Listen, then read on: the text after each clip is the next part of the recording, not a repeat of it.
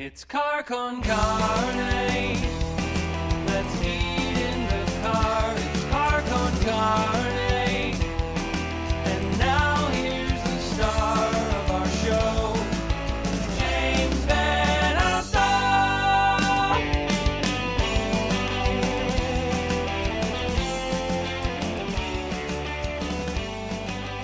And Felix Da Housecat is here. Thanks a lot. I'm happy to be here. It's like my first time being in a radio station in Chicago, which is so crazy. Wait, ever? Ever. That's insane. You are a Chicago resident. You've been doing this since you were like 16 years old. Yeah, long time. When you started, well, tell me how you started first and foremost. Well, when I was like 14, I hooked up with a guy named DJ Pierre, and we did this song called Fantasy Girl, which became like one of the Chicago house anthems along with Move Your Body. And it just took off. And, you know, Mike Hitman Wilson, Farley Jackmaster Funk, you know, they broke it for me, and then everything just took off from there. Well, so you were there really at the birth. I mean, Chicago is the epicenter of house music. For the layman, for the average person who is really only peripherally, or has a peripheral understanding of what house music is, explain house music. Basically, it was started, or the ones who like really invented it or created the buzz would be a guy named Vince Lawrence, Jesse Saunders, Frankie Knuckles, and Ron Hardy.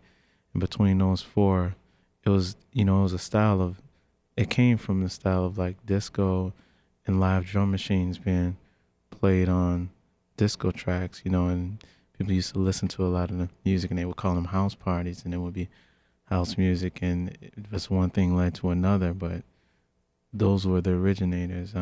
Frankie Knuckles, he's still around. I think he's like the last. I was just, I wouldn't call myself a pioneer or a legend. I was just there right when it took off, and I was just at the right place at the right time, and I just took the name because it, sounded cool at the time. Now it sounds pretty ridiculous to me.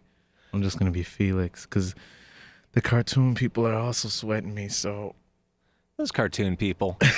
And you can't ever wring their neck because they're two-dimensional. That's a drag. Do you consider your new album a house album? No, I started making house music in like 96. I think I call it either Euro trash, that people call it electro pop, synth pop, neo new wave, 80s revival. It's like so many 80 references, but I just call it Euro trash because the music is very European influence, and the vocals are kind of like cool and trashy. That's what I call it. The new name right now in Europe and New York, they're calling it, is the real label is Electro Clash. Right, and artists like Fisher Spooner. Yeah, I was just with them in London, Fisher Spooner. I did the Electro Clash documentary for Radio 1. I hosted it this weekend, so that was pretty fun that they chose me.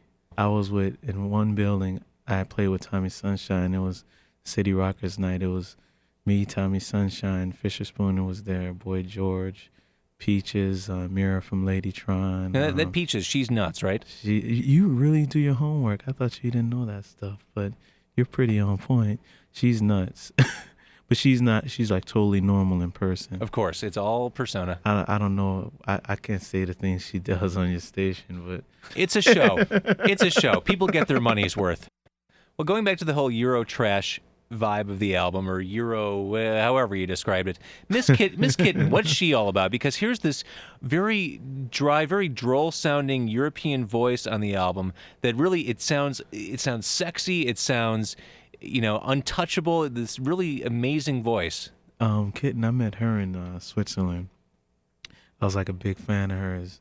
She was like a big German French cult star, really underground. Nobody knew who she was.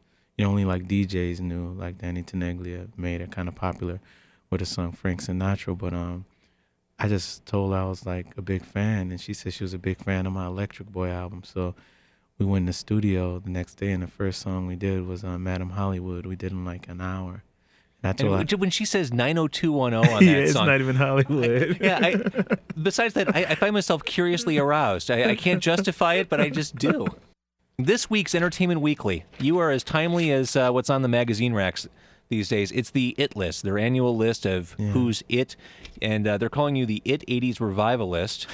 And you mentioned the fact, unrelated to music, Escape from New York is the movie that changed your life. Yeah, man. I remember seeing that in the theater. I have since. Wow. Oh yeah, I didn't see it in the theater. I saw it on cable. I wish I would have saw it in the theater. Isaac Hayes, he is the Duke of New York. I love the John Carpenter the score for that movie. Yeah, it's so incredible. I have it on vinyl, the original vinyl. John Carpenter, you can see all these analog synths in the background. I mean, that movie, that changed my life. You know, I mean, he directed and scored the music, and it sounds so, Analog City is based on my album. I wanted to do something on that Carpenter level, so I did Analog City as a tribute to him. The thing is, when I saw the movie as a kid, I really thought that Kurt Russell as Snake Plissken, I thought he was so badass. Yeah, he was. And then I saw them. I got all excited when I was an adult. I rented the movie. I'm like, okay, he's kind of cheesy. He's not kicking any ass. I think he still looks cool. Well, the eye patch. Anyone, whether you're a pirate or Kurt Russell, the eye patch is going to make you cool, just right. by definition. But what else we learn here? You used to work at the World Music Theater, now the Tweeter. I was Tweeter now, but I used to have to pick up trash from Janet Jackson concerts and Grateful Dead, which was the worst concert I ever had to pick up trash for. You won't even want to know the things I picked up. Well, I'm picturing a house musician having to work a Dead show. That's like the seventh circle of hell for a house musician. Yeah, it was pretty bad. Hank Williams, one of his shows, it was just lots of chaw on the ground, I'm guessing. Yeah, at the Hank Williams show. Right. So it seems as though, it's the classic thing. You break in Europe, and you hope that the U.S. follows suit. But it seems as though things are in motion for the United States to play catch up to what the Europeans have known. You're making some really viable, infectious music. The whole thing with the European American thing, it bothered me at first, and then after a while, I just said, I said America probably never know who I am, and I just have to be happy being a nobody here and a somebody in Europe, and I was at peace with that. And then, when Emperor Norton came and wanted to license the album, I said, who are Emperor Norton? And to be honest, they probably don't even know who I am. And when they told me Ladytron was on the label, I'm like, okay, they're great. Let them put it out. They know what they're doing. And once that came out, I was really shocked what it did in America, how much people were into it. So the future right now, I'm just, I'm working on a girl band called Glamorama. They're going to be electronic punk band on a B-52 Devo, Prince, Band 86 tip. And count me in. Right. All right, well, Felix Da Housecat, again, this album, it's fun, it's refreshing, it's truly a breath of fresh air. Thanks a lot, man. I really appreciate it. I mean, the good thing, I hope, is the whole Electroclash movement, Fisher Spooner, Ladytron, Peaches, Chicks on Speed, all these groups can, make good music, and I'm sure they will, and keep it going without sounding dated, but sounding new at the same time. That's the key. It's certainly, you can spot the influences on a lot of the tracks, but it definitely is forward thinking. Yeah, thanks, man. Thanks for supporting Silver Screen. And among other songs, I want to play a song called "What Does It Feel Like?" All right, off the album. It's a nice, short, cool song. What can you tell me about this? I don't want to say where I got the influence from because I don't want to get sued.